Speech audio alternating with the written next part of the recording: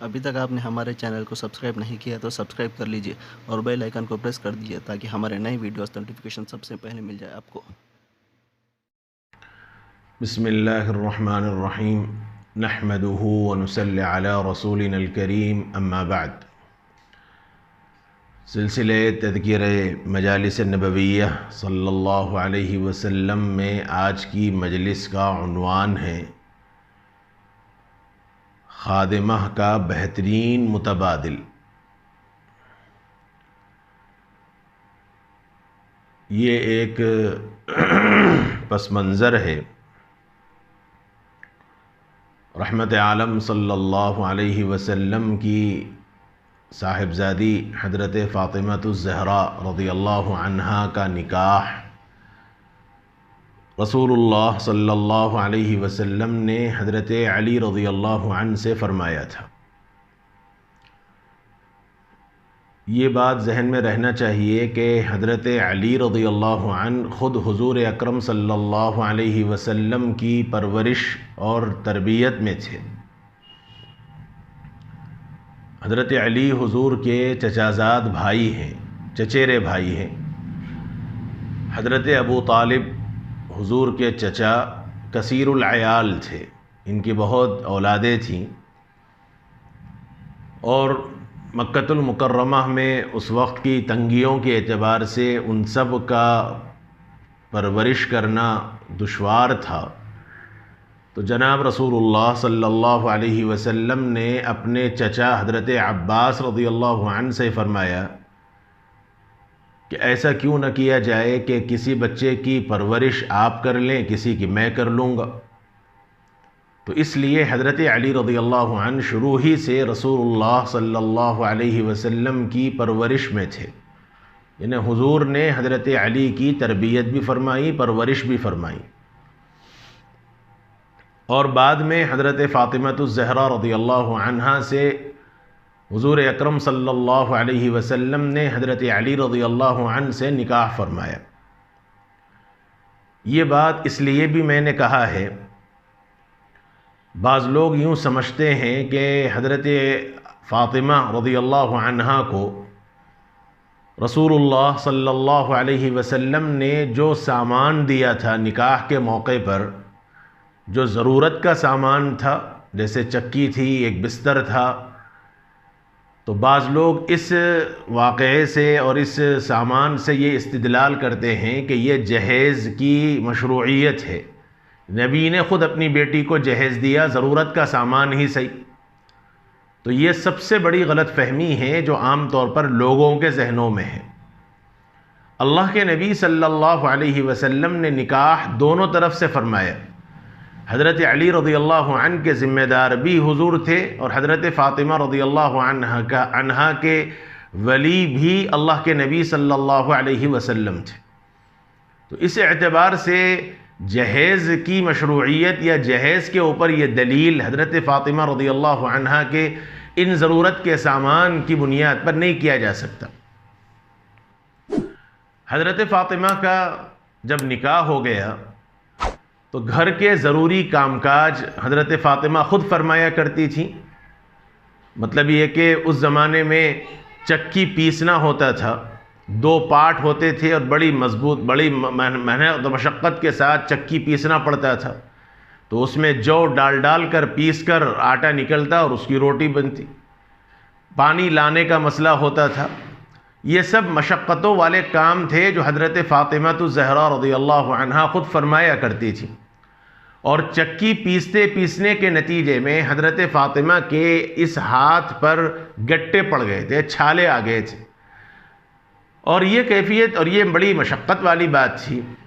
تو حضرت علی رضی اللہ عنہ بار بار حضرت فاطمہ کو فرماتے کہ اگر ضرورت ہو تو آپ اپنے والد کے پاس جا کر ایک خادمہ ہی مانگ لیں، تاکہ ایک خادمہ ہی کے ذریعے ضرورت پوری ہو جائے۔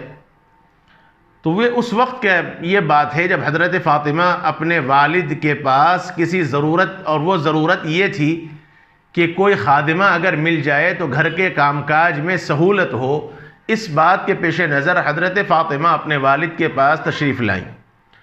صاحب کتاب کہتے ہیں رحمت عالم صلی اللہ علیہ وسلم کی سب سے چھوٹی اور لاڈلی صاحبزادی فاطمہ رضی اللہ عنہا کا گھر کاشانہ نبوت اور حجرہ عائشہ صدیقہ رضی اللہ عنہا سے متصل ہی تھا۔ تمام ازواج مطہرات کے گھر بازو بازو تھے، اور حضرت عائشہ کے گھر کے ساتھ حضرت فاطمہ رضی اللہ عنہا کا گھر بھی لگا ہوا تھا۔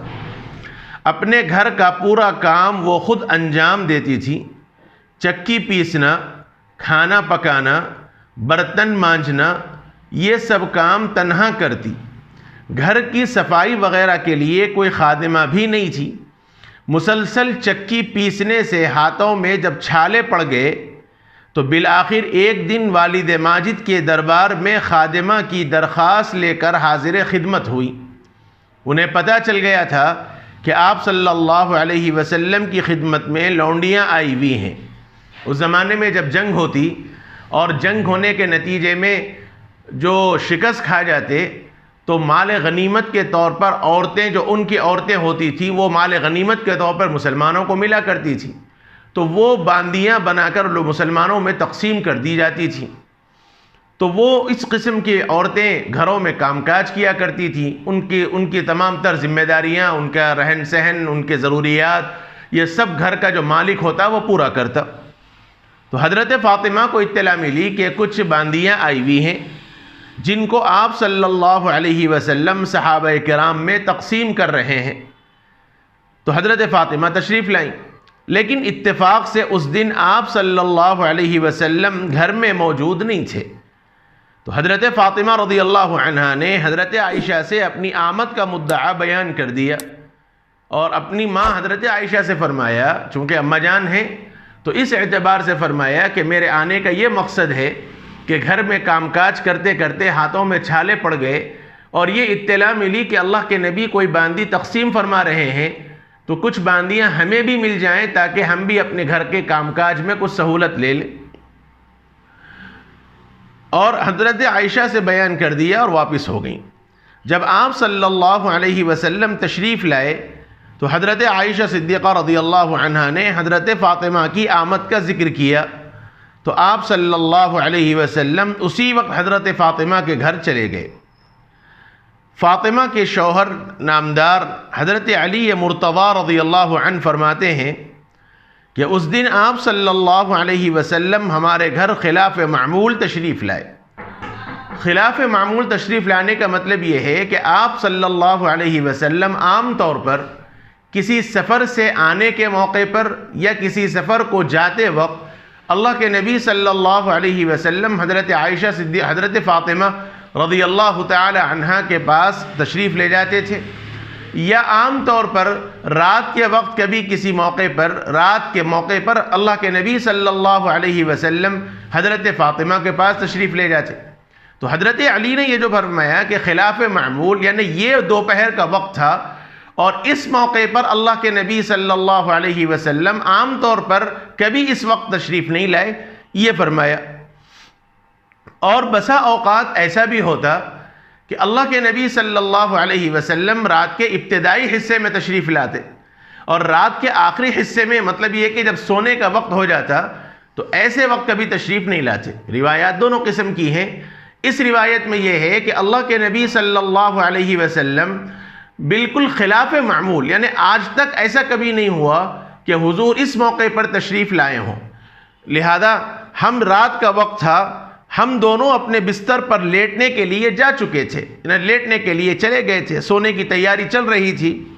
آپ صلی اللہ علیہ وسلم کو دیکھ کر میں بستر سے اٹھنے لگا، چونکہ اس زمانے میں کوئی دروازے عام طور پہ گھروں میں نہیں ہوتے تھے، پردہ ہوا کرتا تھا۔ اللہ کے نبی صلی اللہ علیہ وسلم کو پردے کی ضرورت نہیں تھی اپنی بیٹی اور داماد سے، تو حضور بلا تکلف پردہ ہٹا کر گھر میں تشریف لائے۔ اور حضرت علی فرماتے ہیں کہ اللہ کے نبی کو جیسے ہی میں نے دیکھا تو ادب کی وجہ سے میں فوری بستر سے اٹھنے لگا، تو آپ صلی اللہ علیہ وسلم نے اشارے سے منع کر دیا کہ نہیں، اپنے بستر ہی پر رہو، اور اسی بستر پر ہم دونوں کے درمیان حضور بیٹھ گئے، یعنی فاطمہ اور علی رضی اللہ عنہما کے درمیان حضور صلی اللہ علیہ وسلم تشریف فرمائے، اور فرماتے ہیں کہ اس طرح آپ بیٹھے کہ آپ کے قدم مبارک میرے سینے سے لگنے لگا۔ حضور چونکہ باہر سے تشریف لائے تھے تو ٹھنڈی ہوا چل رہی تھی اور پاؤں ٹھنڈے تھے، تو اس کے نتیجے میں حضرت علی رضی اللہ عنہ کے سینے مبارک سے حضور کے قدم مبارک ٹچ ہونے لگے، تو اس کی ٹھنڈک حضرت علی رضی اللہ عنہ نے اپنے سینے پر محسوس کی۔ آپ صلی اللہ علیہ وسلم نے فرمایا، کیا میں تم دونوں کو تمہارے گھر کی ضرورت کے لیے خادمہ سے بڑھ کر کوئی اور ترکیب نہ بتا دوں؟ یعنی تم میرے پاس آئی تھیں کسی خادمہ کے طلب کے واسطے جو تمہارے گھر میں تمہارے کام کاج میں مدد کر دے، اور تمہیں جو تھکاوٹ ہو رہی ہے اس تھکاوٹ سے تمہیں نجات مل جائے، آرام مل جائے۔ تو اللہ کے نبی صلی اللہ علیہ وسلم نے فرمایا، کیا میں تم کو ایک ایسی بہتر چیز نہ بتلا دوں جو تم کو کام کاج کرنے کے نتیجے میں جو تھکاوٹ محسوس ہوتی ہے اس تھکاوٹ سے آرام اور سکون مل جائے؟ خاص طور پر عورتوں کے واسطے یہ بڑی بات ہے۔ اللہ کے نبی صلی اللہ علیہ وسلم اپنی بیٹی حضرت فاطمہ رضی اللہ عنہا کو یہ بات فرما رہے ہیں، فرماتے ہیں جس سے تمہاری تھکاوٹ بھی دور ہو اور اجر بھی ملے۔ یعنی ایک ایسا عمل میں تمہیں بتلاؤں گا کہ ظاہری اعتبار سے دن بھر تم نے جو محنت مشقت کی ہے اس مشقت کی وجہ سے جو تھکاوٹ تمہیں ہوئی وہ تھکاوٹ بھی ختم ہو جائے، اور اس کام کے کرنے پر اللہ کی طرف سے تمہیں اجر بھی حاصل ہو۔ تو ان دونوں حضرات نے کہا کہ ضرور بتلائیں یا رسول اللہ، اس سے اچھی بات اور کیا ہو سکتی ہے؟ جب آقا رضی اللہ صلی اللہ علیہ وسلم نے فرمایا، جب تم دونوں اپنے بستر پر جاؤ، یعنی جب سونے کے لیے تیار ہو جاؤ، مکمل بستر پر لیٹ جاؤ، تو اس موقع پر یہ کام کر لو۔ کیا؟ فرمایا کہ 33 مرتبہ سبحان اللہ، 33 مرتبہ الحمدللہ اور 34 مرتبہ اللہ اکبر پڑھا کرو۔ یہ نبی اکرم صلی اللہ علیہ وسلم نے فرمایا، اور اس کو تسبیح فاطمی بھی کہتے ہیں۔ بعض لوگوں اگرچہ کہ عصر کی نماز کے بعد اور فجر کی نماز کے بعد خاص طور پر پڑھتے بھی ہیں دعا سے پہلے، اور بعض علاقوں میں جیسے ہمارے بارکس میں ہر نماز کے بعد پڑھتے ہیں، دعا سے پہلے سلام پھیرنے اور امام کے دعا سے پہلے یہ تسبیحات پڑھی جاتی ہیں۔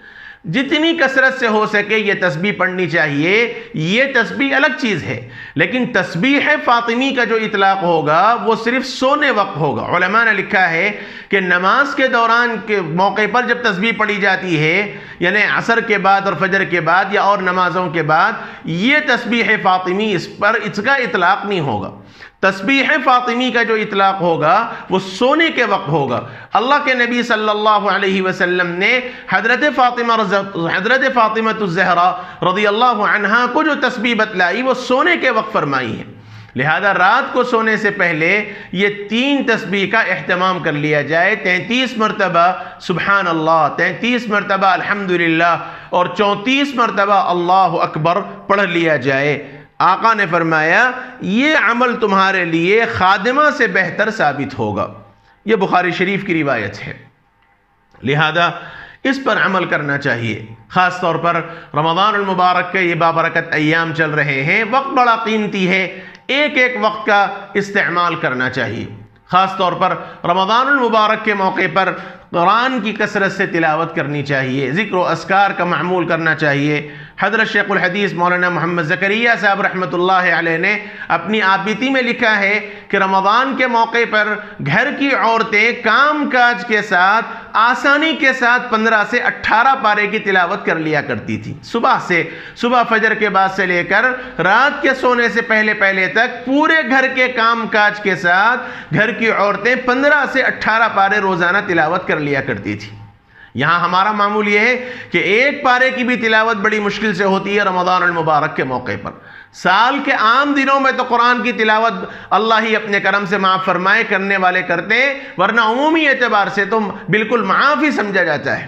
حد تو یہ ہے کہ جہیز کے موقع پر، ضروری سامان کے موقع پر، شادی کے پر باپ سب سے پہلے اپنی بیٹی کا سامان جو خریدتا ہے وہ ہمارے اپنے عرف کے اعتبار سے قرآن شریف کا ڈبہ خریدتا ہے۔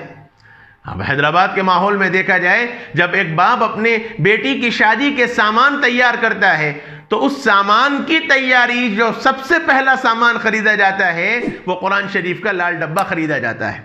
اور جب جہیز منتقل کیا جاتا ہے، سامان منتقل کیا جاتا ہے دلہے کے گھر، تو سب سے پہلے قرآن کا ڈبہ بھیجا جاتا ہے.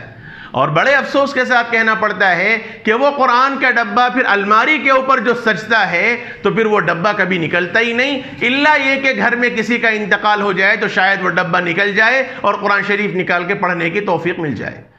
ورنہ یہ تو بڑی بے حسی کی بات ہے کہ ماں باپ نے اپنی بیٹی کو اس سب سے بڑا تحفہ اللہ کے کلام کے دیا، اور بیٹی کے لیے سب سے بڑی بے حسی کی بات ہے کہ وہ قرآن کھولتی نہیں.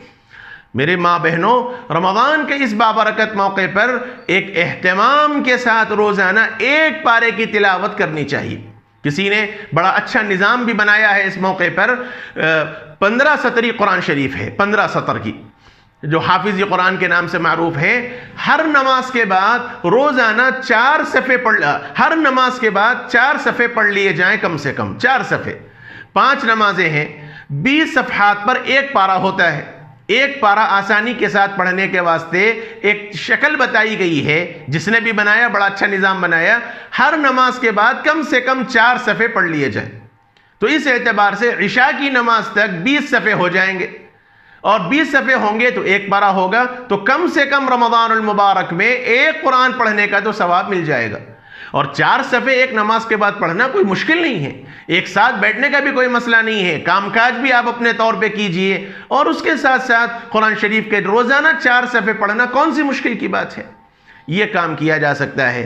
ایسے ہی کام کاج کے موقع پر، افطار کی تیاری کے موقع پر ہنڈی بھونتے ہوئے، ڈوئی ہلاتے ہوئے بھی اگر آپ سبحان اللہ والحمدللہ ولا الہ الا اللہ واللہ اکبر اللہ کا ذکر کثرت کے ساتھ کرتے رہیں گے تو اس کھانے میں بھی انشاءاللہ نورانیت اور برکت آئے گی، اور گھرانے کے اندر بھی برکت آئے گی. اور خاص طور پر سونے سے پہلے اما جان حضرت عائشہ صدیقہ رضی اللہ عنہا نے جو حضور کو حضرت فاطمہ کے آنے کی خبر دی، اور ایک باپ نے، اپنے مشفق باپ نے اپنی چہیتی بیٹی کو جو عمل بتلایا تھکاوٹ کے دور کرنے کے واسطے، اس سے بڑی بات اور کیا ہو سکتی ہے؟ لہذا خواتین سے یہ خاص طور پر درخواست ہے، مرد حضرات بھی اس کے اوپر عمل کریں.